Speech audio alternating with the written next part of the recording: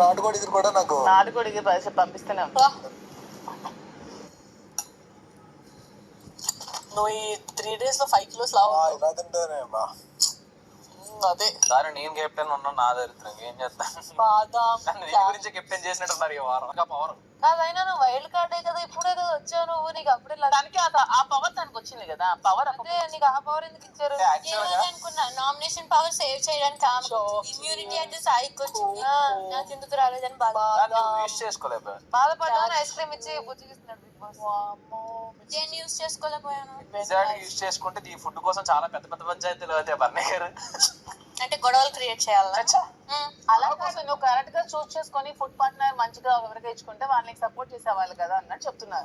Actually నేను first నా reason నాకు ఉంది, ఓ రోజుకి ఒకరికి మార్చుకోవాలి అనేది నేను ఆలోచిస్తున్నాను రేపటి నుంచి. ఎవరు అలా గట్టలేదు కదా, అలా బిగ్ బాస్ ఒప్పుకోరు.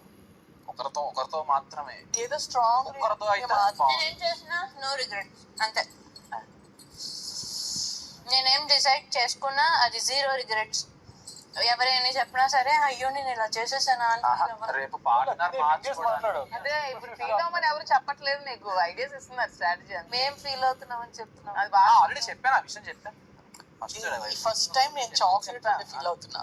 నేను అన్ని మనసు చాలా గట్టి చేసుకున్నా. ఒక్క నిమిషం.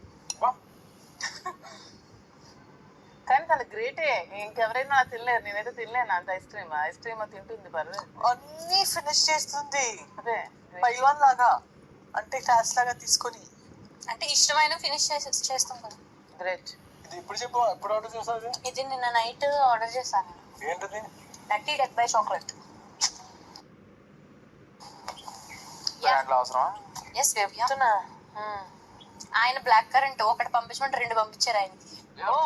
Black currant